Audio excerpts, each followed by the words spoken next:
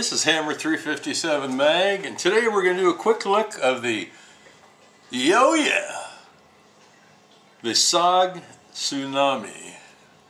And again, look at that blade. I mean, that is an awesome looking blade. I mean, again, just, I don't know what to say. I mean, you know, if you could have an affair with a blade, I guess this could be one, but it could be painful. Anyway, we're going to do a quick look at this. We're going to go over the specs, the fit and feel, the primary, secondary concepts of use, the price point, the out-of-box sharpness, and any final thoughts I have. Anyway, the steel on this is an AUS 8, which is pretty standard for the cold steel line.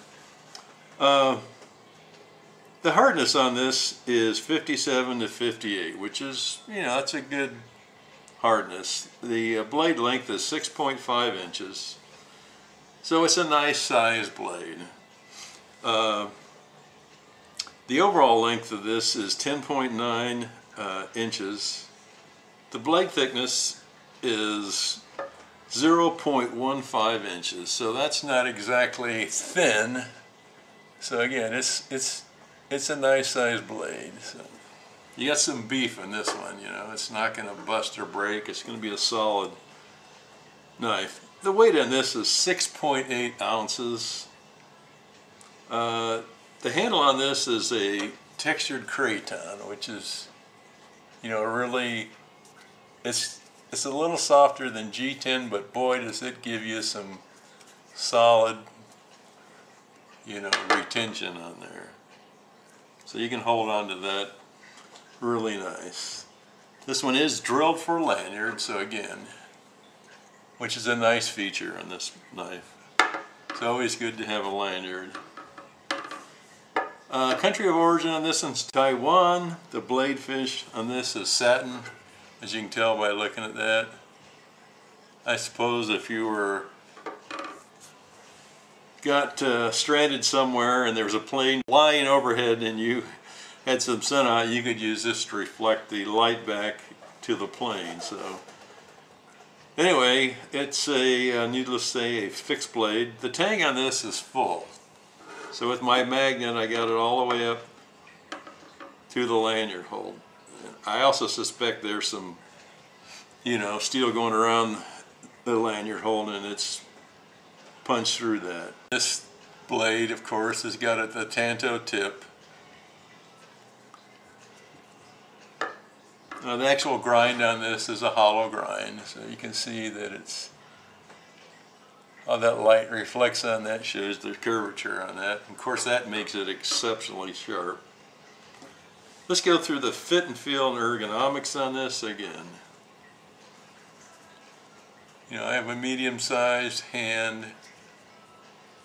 It's a little chunky, but man, this feels solid in my hand. And if you look at this, it's got some really nice jumping on it. I mean, you put your thumb on this, it bites into it. And so that's a serious jumping. It's got a nice troil on it with some cutouts there. See if I can get that in better. Yeah, so you can see, so that grabs to your fingers nice. So anyway, this thing is with this type of grip, the texturing, the Tano blade, you know, it leads right into the fact that tactical combat fixed blade knife. Secondary concept of use, again, I would look at this as primarily the tactical combat knife. You know, if you're gonna, you know, I just don't see it as a real efficient secondary use in it. I mean, you probably could if you needed to in an emergency, but generally you wouldn't with this knife. Let's see, it comes with the sheath, and the sheath on this is a ballistic nylon, and it also on the sheath has got, you know, place to put, you know, sharpening stone, or you could put your flint in there or whatever.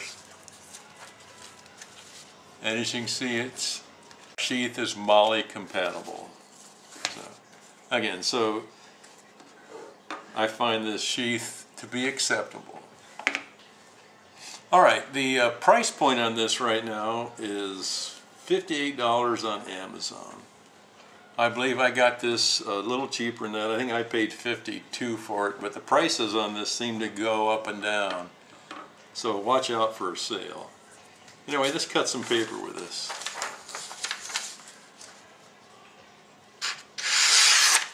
Now, this knife is extremely sharp.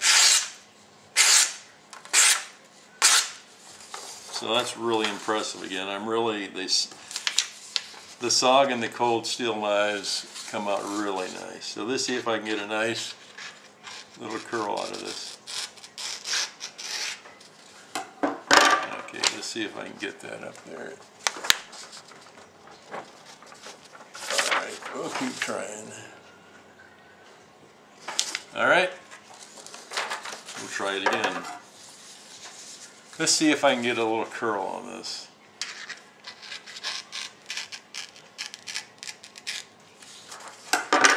There you go. Again, that looks like a really, again, I consider this, you know, one of my top 5 sharpest knives, along with the cold steel American Lawman and a couple of the Kershaws I got. So.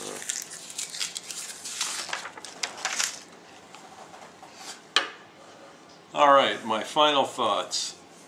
Again, this is a very high quality knife. For the price, I call this a mid-range tactical combat knife. The Osage steel is good. Again, this one I consider razor sharp out of the box. And I would buy this one again. I just like the way it looks. You know, it just looks too good not to have it in my knife collection. Anyway, I'd like to thank you for your time. Have a great day. And remember, long live rock and roll and the American dream. And you gotta love this knife, man. Just, it doesn't get much better than this. Thank you.